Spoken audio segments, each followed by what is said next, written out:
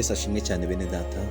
Nongeye kubasuhuza mbifuriza umugisha w'Imana kandi nuzuye umunezero muri uyu mwanya wo kugira ngo dusangire namwe ijambo ry'Imana, kuko kubw'imirimo itandukanye Uwiteka agenda adukorera mu buzima bwacu bwa buri munsi, nubwo duca mu ntambara n'ibigeragezo, ariko Uwiteka ntahwema kutwiyereka no kutugirira neza kugira ngo imitima yacu igubwe neza. Rero nshimye Imana ku bwa byose Imana ikomeje kugenda ikora mu buzima bwanjye, kandi nawe ndahamya neza ko hari ibyo igenda ikora mu buzima bwawe. Imana ishimwe. Nagira ngo rero tugaruke mu mwanya kugira ngo dusangire ijambo ry'Imana. Nagira ngo turebe ibintu bitanu bishobora gufasha ubukristo bwacu kudahinyurwa, ahubwo ubukristo bwacu bukagira umumaro mu buzima bwacu bwa buri munsi, kuko ubukristo bukwiriye kuba ubuzima, atari teori cyangwa teori mu bitekerezo, ahubwo bugahinduka ubuzima bwacu.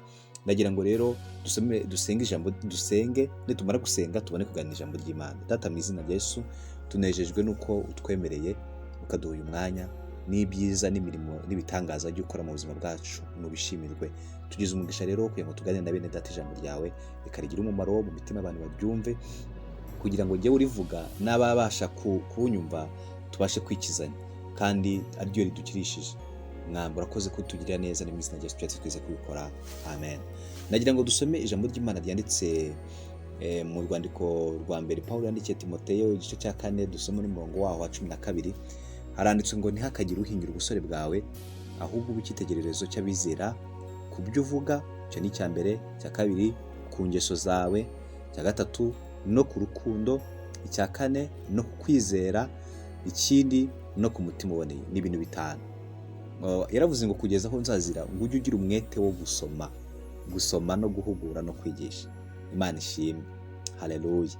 Umurongo wa 15 yaravuze ngo ibyo ujye ubizirikana, kandi aba ari byo uhugukiramo, kugira ngo kujya mbere kwawe kugaragarire bose.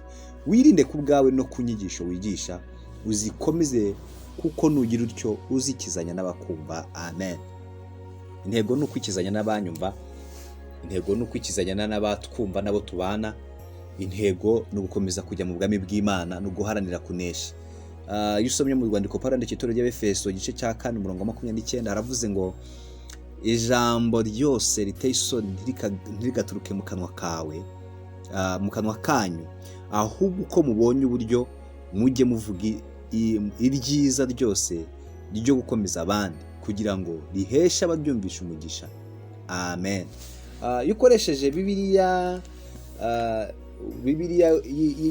y'ikinyarwanda cy'iki gihe, usanga bafite ikintu bavugamo uburyo butandukanye.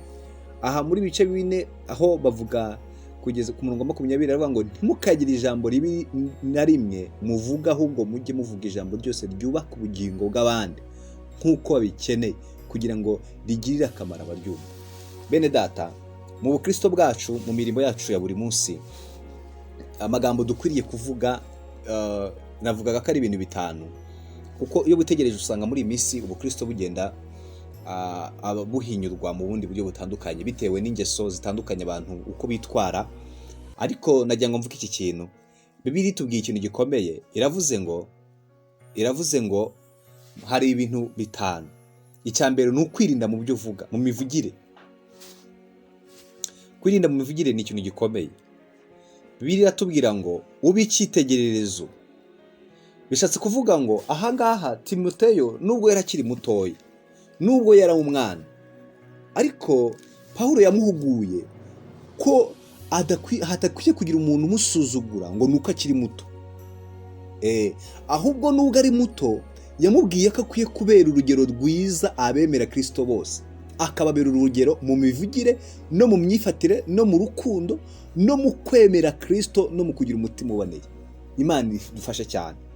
Rero Kristo adusaba kugira ngo dutere ikirenge mu cye, kandi tugerageze kuba icyitegererezo cyiza, tubere urugero rwiza mu bandi. Dufite ibibazo bikomeye. Ikintu cya mbere nk'uko twabonye ni ukwirinda mu mivugire. Ijambo ry'Imana riravuga ngo umuntu wirinda mu byo avuga ngo yabasha gutegeka n'umubiri we. Kandi dufite ikibazo cy'uko abantu babaye kaziteremo ari abakristo, ariko amagambo mabi, amagambo apfuye, amagambo yo gusebanya ariyo yuzuye mu kanwa kabo. cyangwa se n'amagambo yo gusebya itorero uko mu bundi buryo butandukanye. Ariko Bibiliya itubwiriye ngo twebwe dukwiriye kubera urugero rwose rwiza abemera Kristo mu mivugire no mu myifatire. Imana idufashe cyane. Imyifatire yacu aricyo kintu cya kabiri Pawulo yabwiye Timoteyo, nicyo kintu cyitwa ingeso. Mu buzima busanzwe disipurine yacu ikwiriye kuba ari disipurine ishingiye kuri Bibiliya. Ikwiye kuba disipurine ivuga ubutumwa, kandi haba mu kurya, haba mu kuvuga, haba mu kugenda, haba mu byo ukora bitandukanye, ukwiriye kubikora wubahisha Imana. Nibwo ubukristo bwawe buzaba bwuzuye. Hariho abantu bavuga ngo ngewe ngo ubukristo buba ku mutima, nibuba ku mubiri, nibugira utenga ibyo nakora, nakambara, uko nakitwara kose. Ariko nshuti yanjye, ukwiriye kumenya ngo mbese ibyo mvuga n'ibyo nkora bihesha Kristo agaciro. Mbese uko nambara, harimo abavuga ngo ibyo mvuga bitandukanye n'ibyo nkora.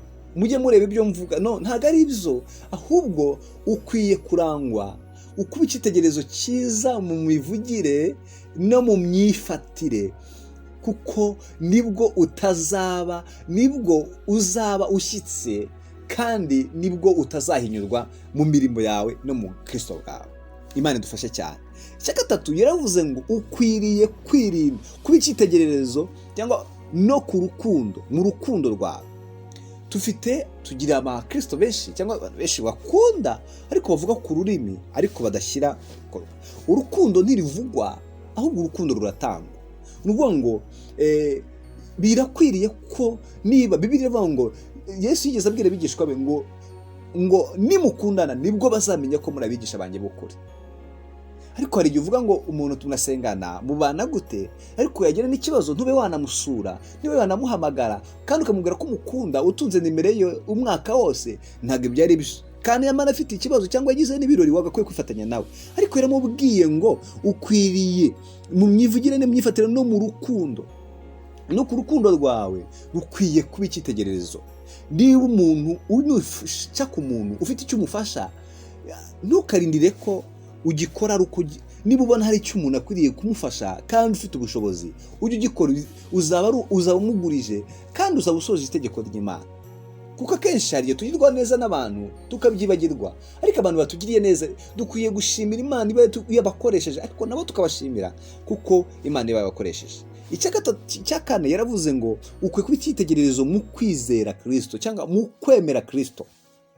Hari abantu bakiriye Kristo, baramwizera, ababera umwami, ariko ntigeze ababera umukiza.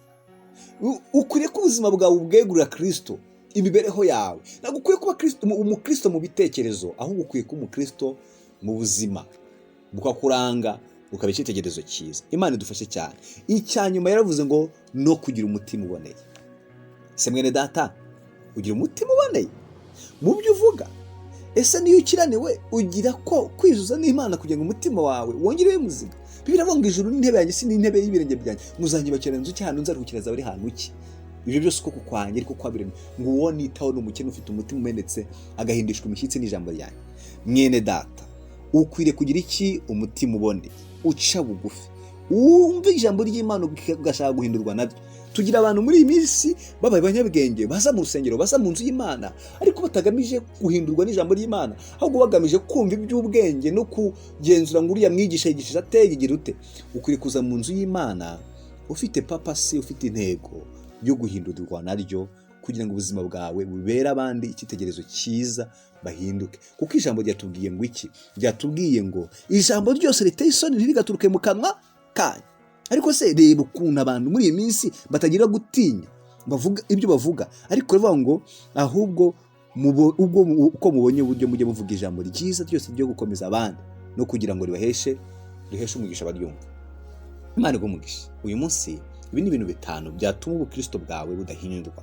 Ibi ni ibintu 5 ukwiriye byatuma ukomeza gukomera no guterekeranya mu cya Kristo, mu byo uvuga, ubuzima bwawe, mu rukundo, ku mutima uboneye no mu kwizera. Imana idufashe cyane. Reka dusenga. Data mu izina rya Yesu, tunejejwe no kugushimira kuko uduhaye umwanya mwiza. Turingenze kugira ngo muri ibi bihe turimo bikomeye, ariko ntabwo twifuza ko ubukristo bwacu buhinyura. Senge mwene data warunkurikiye, umuhe imbaraga kuko ntabwo yabyishoboza usibye umwuka wera. Muhe gukomera mu ijambo ryawe no gukunda kurisoma no kuriyitaho nk'uko ijambo ryawe ritubwira, kugira ngo dukomeze kuyoborwa nawe. Urakoze kubana natwe, n'izina rya Yesu twese kubikora. amena.